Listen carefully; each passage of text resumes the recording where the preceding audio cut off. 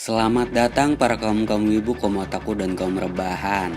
Nah, seperti di judul video kali ini, gue bakal rekomendasiin anime yang rilis di musim gugur 2021. Mungkin bagi kalian ada yang belum tahu atau lupa sebagian anime-anime musim gugur di 2021, kalian bisa cek animenya di sini ya guys. Dan jika kalian suka dengan channel ini, tinggal di subscribe. Dan jika kalian tidak suka ya, tidak usah ya guys. Oke, langsung aja kita masuk ke listnya.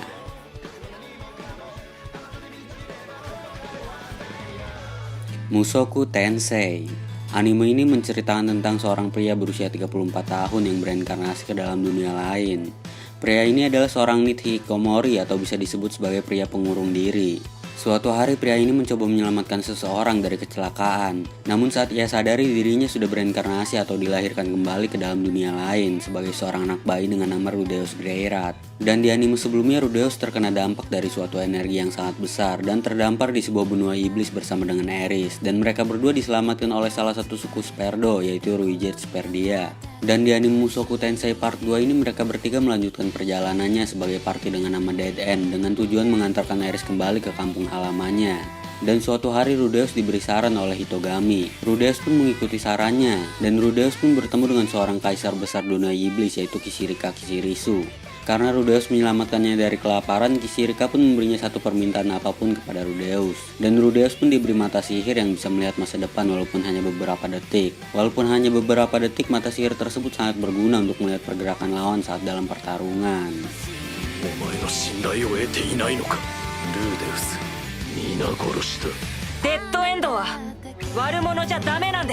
Kyuketsuki Sugushinu. Anime ini menceritakan tentang seorang pemburu vampir bernama Ronaldo. Ronaldo ini adalah seorang pemburu vampir terkenal sekaligus penulis buku. Dan vampir ini dikatakan memiliki banyak kelemahan seperti bawang putih, salib, dan sinar matahari. Suatu hari Ronaldo mendengar bahwa ada seorang anak yang diculik oleh vampir dan dibawa ke dalam kastil. Vampir tersebut bernama Draluk, dan Draluk ini dikatakan sebagai seorang vampir yang paling ditakuti dan vampir yang tidak terkalahkan. Ronaldo pun datang untuk menyelamatkan anak tersebut. Namun saat Ronaldo tiba dalam kastil Draluk, Draluk pun langsung menjadi pasir. Ronaldo pun terkejut terhadap Draluk yang dikatakan sebagai nenek moyang vampir dan vampir tak terkalahkan itu langsung berubah menjadi pasir ketika terkena pintu. Dan Draluk pun menyerah kepada Ronaldo. Ronaldo pun meminta agar anak yang ia culik dilepaskan. Dan Draluk pun tidak merasa menculik seorang anak kecil. Dan ternyata anak itu datang sendiri ke dalam kastilnya tanpa sepengetahuan Draluk. Anak itu setiap harinya datang ke dalam kastilnya hanya untuk bermain game karena Draluk mempunyai banyak game. Dan ketika anak itu disuruh pulang oleh Ronaldo, anak itu kabur. Karena mengejar anak kecil semalaman, kastilnya Draluk pun hancur. Dan Draluk pun mulai tinggal di dalam kantornya Ronaldo dan bekerja sama untuk melawan vampir-vampir jahat.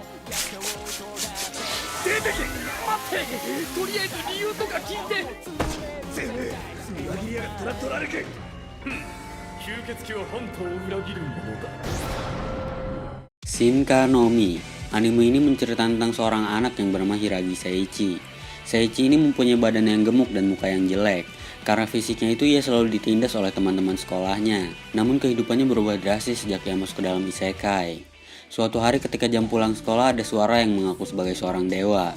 Ia mengatakan bahwa akan mengirim mereka ke dalam dunia yang berbeda yaitu isekai sebagai seorang pahlawan. Dan mereka semua diberikan kekuatan untuk melihat status mereka masing-masing dan diberi skill penilaian dan item box. Mereka semua pun dipindahkan ke dalam isekai. Namun hanya Seichi sendiri yang masih di dalam kelas. Seichi pun diberikan skill khusus lain lalu dikirim ke dalam isekai. Seichi dikirim sendiri ke sebuah tempat yang berbeda dari murid-murid lainnya. Meski begitu Seichi pun tetap bertahan hidup dan melakukan perjalanannya. Dan ketika Seichi kelaparan, ia menemukan buah evolusi atau Shinka no Mi. Meskipun rasanya tidak enak, ia tetap memakannya.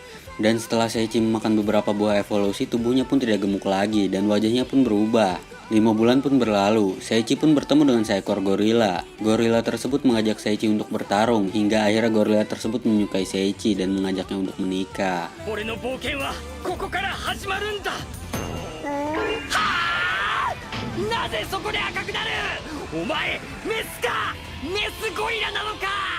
Platinum End. Anime ini menceritakan tentang seorang anak yang bernama Kakek Hashimirai. Kakek Hashimirai ini adalah seorang anak yang sudah tidak memiliki arti kehidupan. Sejak kecil ia sudah tidak memiliki keluarga. Dan sejak keluarganya meninggal, Mirai pun diurus oleh keluarga bibinya. Tetapi kehidupan Mirai pun tidaklah baik. Ia selalu dilecehkan dan diperlakukan seperti budak oleh keluarga bibinya. Dan suatu hari di saat kelulusan sekolahnya, kakek Hashimirai pun mulai berniat untuk mengakhiri hidupnya. Namun di saat ia akan mati, Mirai pun diselamatkan oleh seorang malaikat.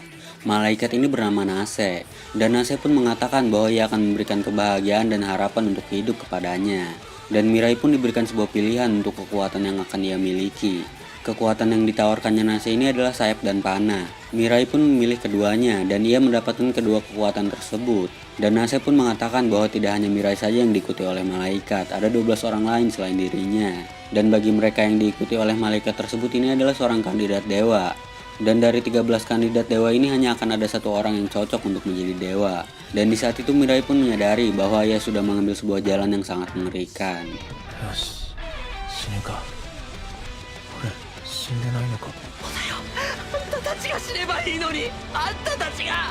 Mieruko-chan. Anime ini menceritakan tentang seorang gadis yang bisa melihat hantu. Gadis ini bernama Yotsuya Miko. Yotsuya Miko ini adalah seorang gadis pelajar biasa, namun suatu hari ia mulai bisa melihat hantu. Berawal sejak Miko ingin berangkat sekolah.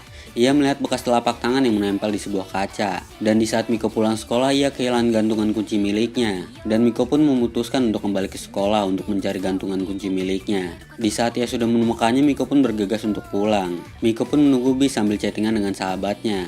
Namun saat itu kejadian aneh terjadi di HP-nya. Miko pun langsung menjatuhkan HP-nya. Dan di saat ia mengambil kembali HP-nya, Miko pun melihat sesosok hantu yang sangat mengerikan sedang ada di hadapannya. Miko pun sangat ketakutan dan mencoba untuk tidak merespon terhadap sesosok hantu tersebut. Dan di keesokan harinya saat Miko sedang di sekolah, ia pun masih bisa melihat hantu. Hantu tersebut menempel pada sahabatnya yang bernama Hana. Karena Hana ini takut dengan hal-hal yang berbau mistis, Miko pun tidak bisa mengatakannya. Dan sejak saat itu Miko pun mulai bisa melihat hantu dengan sangat jelas. Dan Miko pun memutuskan untuk berpura-pura tidak melihat hantu dan melindungi sahabatnya dari gangguan hantu-hantu tersebut.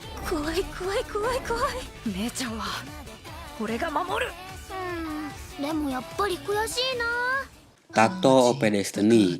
Anime ini menceritakan pada tahun 2047. Suatu hari meteor hitam jatuh ke bumi dan muncul sesosok monster yang sangat mengerikan. Monster tersebut dijuluki sebagai Ditsu. Dan sejak kemunculan monster Ditsu, Amerika Serikat telah berada dalam kekacauan yang sangat besar.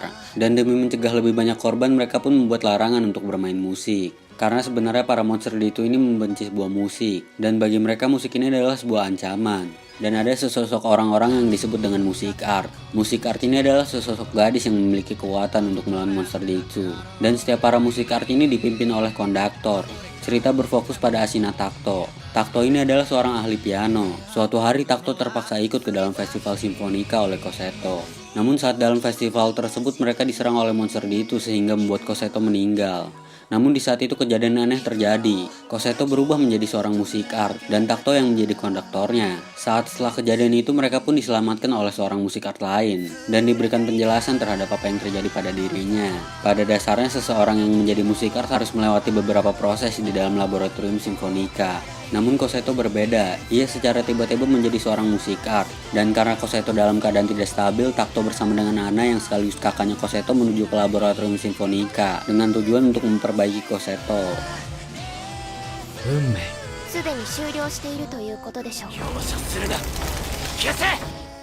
Sekai Saiko no Ansatsuya. Anime ini menceritakan tentang seorang pembunuh terhebat di dunia yang bereinkarnasi ke dalam dunia lain. Pria ini adalah seorang pembunuh yang sejak lahir dibesarkan oleh organisasi dan selalu menuruti perintah para atasannya. Dan bagi pria ini sendiri, dia adalah sebuah alat untuk membunuh yang hanya bekerja untuk organisasi. Suatu hari pria ini diperintahkan oleh organisasi untuk membunuh para mafia. Dan itu adalah sebuah misi terakhir baginya dari organisasi sebelum ia pensiun. Setelah pensiun, ia berencana untuk melatih pembunuh baru di dalam organisasi yang berada di Jepang. Namun saat di dalam pesawat, ia bersama dengan asistennya diserang dan dikhianati oleh organisasi. Padahal jika organisasi memerintahnya untuk mati, dia pun akan melakukannya. Dan saat pria ini menghadapi kematiannya, tiba-tiba ia bertemu dengan seorang dewi. Dan dewi ini memberikan pilihan kepadanya. Yang pertama, ia akan terlahir kembali sebagai orang asing dan ingatan sebelumnya akan dihilangkan dan menjadi orang yang berbeda. Dan pilihan yang lainnya, ia akan direinkarnasikan ke dalam dunia lain dengan syarat menerima permintaan sang dewi. Dan sebagai gantinya, ingatan yang ia miliki akan tetap ada. Dan pria ini pun memilih untuk melanjutkan kehidupannya di dunia lain dengan syarat ia harus membunuh pahlawan dalam jangka 18 tahun sejak saat ia direinkarnasikan. Dan ia pun diberi pilihan untuk memilih skill yang ada di dalam dunia fantasi dan direinkarnasikan ke dalam keluarga bangsawan yang sekaligus adalah keluarga pembunuh. 悔しい。殺していた感情がよみがえる。勇者を暗殺してください。いいだろう。Lupin Sansei Part 6. Anime ini menceritakan tentang seorang pencuri terkenal yaitu Lupin Sansei atau bisa disebut juga dengan Lupin generasi ketiga. Lupin Sansei ini adalah cucu dari pencuri terkenal yaitu Arsène Lupin, seorang pencuri legendaris dari Prancis. Dan bagi kalian yang belum tahu, sebenarnya anime ini udah rilis dari tahun 1971 dan manganya di bawah tahun 70-an dan seriesnya pun udah banyak banget dan sekarang pun masih berlanjut ke part 6 ini. Dan anime Lupin Sansei ini termasuk dalam kategori anti-hero. Meskipun dia adalah seorang pencuri, Lupin dan kawan-kawannya selalu membantu masalah korbannya terlebih dahulu dan terkadang membantu menyelamatkan orang-orang. Lupin dan kawan-kawannya ini juga tidak segan-segan untuk membunuh orang-orang yang jahat atau orang-orang yang menghalangi jalannya. Dan di anime Lupin Sansei Part 6 ini, Lupin dan kawan-kawannya menyelidiki sebuah harta karun Raven. Harta karun Raven ini sebelumnya sudah dicari oleh Lupin sejak 10 tahun yang lalu. Namun kali ini Lupin menemukan sebuah petunjuk tentang harta karun tersebut dari kenalannya yang bernama Albert. Dan harta karun Raven ini dikatakan adalah sebuah harta karun yang dijaga oleh organisasi misterius. Tetapi dalam penyelidikan harta karun tersebut, Lupin dan kawan-kawannya kali ini tidak hanya dikejar oleh Inspektur Zenigata saja, melainkan kepolisian London, MI6, dan bahkan seorang detektif terkenal yaitu Sherlock Holmes yang juga terlibat ke dalam pengejaran Lupin. 俺は悪党だ。嘘だって平気で言うし、人だって殺すぜ。 Jujutsu Kaisen 0 The Movie. Anime ini menceritakan tentang kutukan atau makhluk mengerikan yang terbentuk dari kebencian dan kenegatifan manusia. Dan di anime Jujutsu Kaisen 0 The Movie ini bukan menceritakan tentang Itadori Yuji, melainkan Okotsu Yuta, yaitu salah satu kakak kelasnya Yuji yang baru saja memasuki sekolah Jujutsu. Okotsu Yuta ini adalah seorang anak yang selalu dihantui oleh teman masa kecilnya yang bernama Orimoto Rika. Sejak kecil mereka sering bermain bersama. Dan di saat hari ulang tahunnya Yuta, Rika pun memberi hadiah kepada Yuta yang berisi sebuah cincin. Dan mereka berdua pun membuat sebuah janji. Jika mereka sudah dewasa, Rika dan Yuta akan menikah dan akan selalu bersama. Namun sayangnya kejadian tragis menimpa Rika. Rika menjadi korban kecelakaan. Tubuhnya Rika berlumuran darah di hadapan Yuta. Dan di saat itu Rika pun berubah menjadi sebuah kutukan. Yuta pun merasa takut terhadap Rika. Rika yang sebelumnya ia kenal berubah menjadi sesosok monster yang sangat mengerikan. Dan dari situ Yuta pun terus diikuti oleh Rika yang sekarang sudah menjadi kutukan. Dan saat sampai Okotsu Yuta bertemu dengan Gojo Satoru, Gojo pun mengatakan kepada Yuta, kutukan yang ada pada dirinya itu bisa menyelamatkan orang-orang. Dan Yuta pun dipindahkan ke dalam sekolah Jujutsu dan diajarkan bagaimana cara mengendalikan kutukan yang ada pada dirinya. お前は殺さなきゃいけないんだ。